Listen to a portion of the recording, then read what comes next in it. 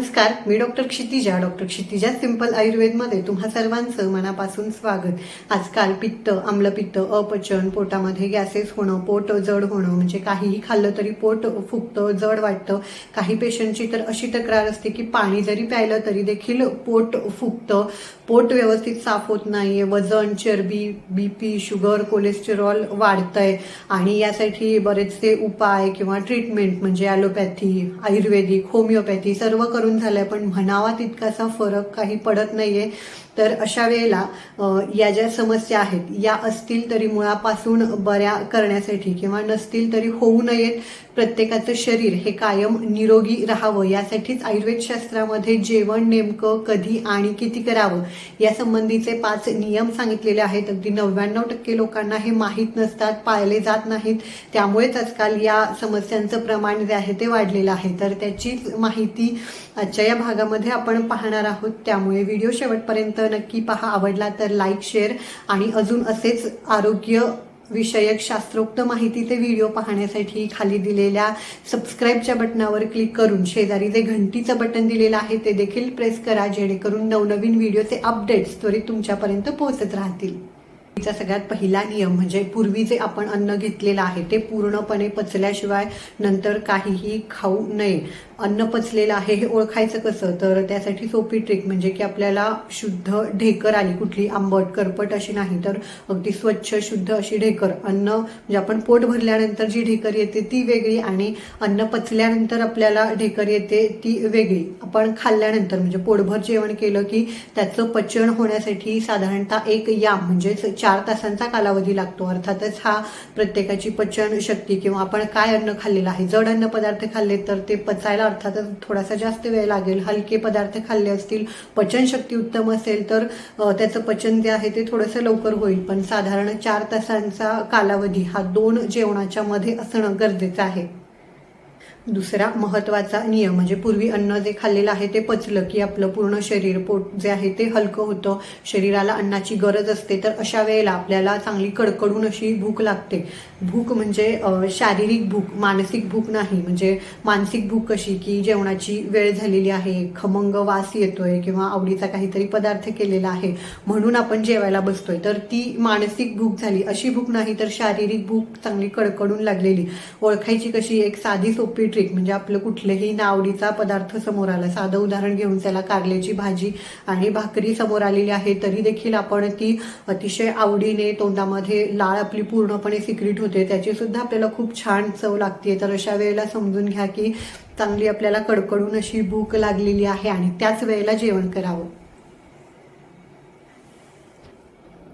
तिसरा अतिशय महत्त्वाचा नियम जो की अगदी 99% लोक पाळत नाहीत, त्यामुळेच आजकाल पोटासंबंधित ज्या तक्रारी आहेत त्या खूप वाढत आहेत, ते म्हणजे की पोट साफ झाल्याशिवाय व्यवस्थितपणे काहीही खाऊ नये, जेवण कधीही करू नये असं आयुर्वेद शास्त्रामध्ये सांगितलेलं आहे। पण आजकाल धावपळीची आपली लाईफस्टाईल आहे, सकाळी उठायचं, पोट व्यवस्थित साफ होतंय की नाही याकडे कोणाचंही लक्ष नसतं, सरळ आपलं जे नाश्त्याचे पदार्थ आहेत किंवा कितीही तुम्ही पौष्टिक दूध घेताय, बदाम घेताय, साधी गोष्ट लक्षात घ्या, काल आपण जे खाल्लेलं आहे, पोळी असेल, भाजी असेल, पाणी पितोय वरून, जे काही आहे त्या सर्वांचं मिक्सचर एका भांड्यामध्ये ठेवा, रात्रभर ते तसंच भांडं ठेवलेलं आहे, म्हणजे आपण जे काही काल खाल्लेलं आहे तसंच ते आतड्यांमध्ये पडून राहिलेलं आहे आणि त्याच भांड्यामध्ये सकाळी ते स्वच्छ न धुता म्हणजे आतडे साफ झाल्याशिवाय आपण जे काही दुसऱ्या दिवशी बनवलेलं कितीही ताजं पौष्टिक असं अन्न आहे ते जरी टाकलं तरी देखील ते सडणार आहे, त्याचं फर्मेंटेशन होणार आहे, त्यातून दुर्गंधी येणार आहे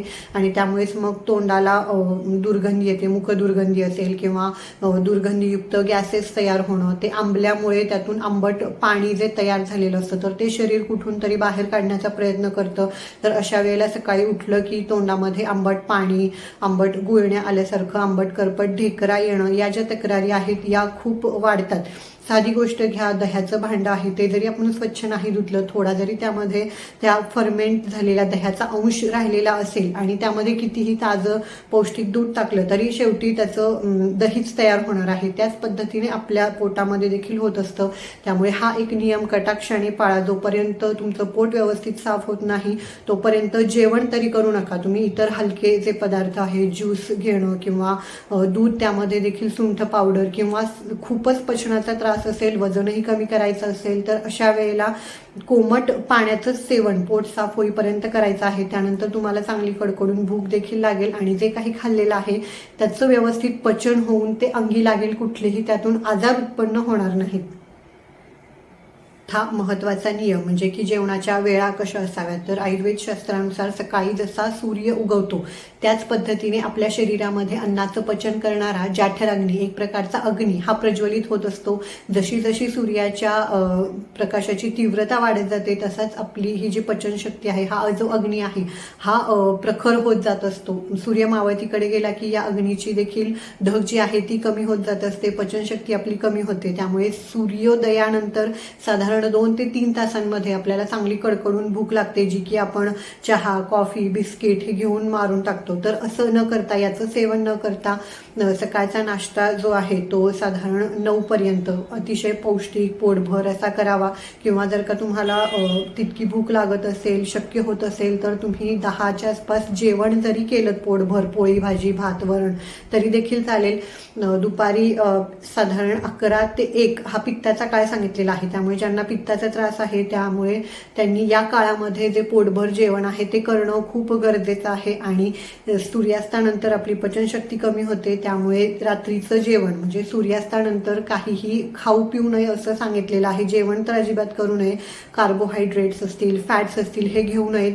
पण अगदीच कामामुळे शक्य होत नसेल तर जास्तीत जास्त 7 ते 8 पर्यंत रात्रीचं जेवण हे आपलं झालं. 5वा शेवटचा परंतु अतिशय महत्त्वाचा म्हणजे की किती जेवावं. तर जेवणाचं जे प्रमाण आहे, क्वांटिटी जी आहे ती प्रत्येकाची पचनशक्ती किंवा प्रकृती कशी आहे, शारीरिक कष्ट कसे आहेत किंवा बाहेरचं वातावरण कसं आहे त्यानुसार बदलत जाते. म्हणजे की थंडी असेल तर आपल्याला थोडीशी जास्त भूक लागते, उन्हाळा असेल तर फारसं जेवण जात नाही.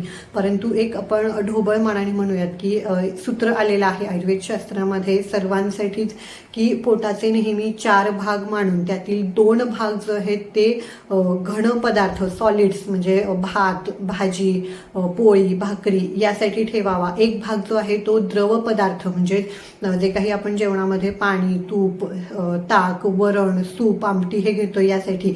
आणि उरलेला जो एक भाग आहे तो हे सर्व व्यवस्थितपणे मिक्स होऊन फिरण्यासाठी, वातसंचरणासाठी, याच्या पचनासाठी रिकामा ठेवावा. मिक्सरच्या भांड्यामध्ये सुद्धा आपल्याला काहीही बारीक करायचं असतं तेव्हा वर थोडीशी जागा ही रिकामी ठेवणं गरजेचं असतं. भांडं काठोकाठ आपण भरलं तर जे अपेक्षित कार्य आहे त्याचं मिश्रण बारीक होणं म्हणजेच पचन व्यवस्थित होणं ते देखील व्यवस्थितपणे होत नाही. त्यामुळे नेहमी एक गोष्ट लक्षात ठेवा की आपल्या भुकेपेक्षा अर्धी चतकोर चपाती किंवा भाकरी ही कमीच खावी, जेणेकरून आपण जे काही खाल्लेलं आहे त्याचं पचन व्यवस्थित होईल, खाल्लेलं अंगी लागेल आणि त्यातून आपलं शरीर निरोगी राहील, वजन चरबी देखील वाढणार नाही. तर नक्की हे 5 नियम पाळा, नेहमी निरोगी आणि आनंदी राहा. आजची माहिती आवडली तर नक्कीच व्हिडिओला लाईक करा, इतरांसोबत शेअर करा आणि अजून असेच माहितीचे व्हिडिओ पाहण्यासाठी खाली दिलेल्या सबस्क्राईबच्या बटनावर क्लिक करून शेजारी जे घंटीचं बटन दिलेलं आहे ते देखील प्रेस करा, जेणेकरून नवनवीन व्हिडिओचे अपडेट्स त्वरित तुमच्यापर्यंत पोहोचत राहतील. आजचा व्हिडिओ पूर्ण पाहिल्याबद्दल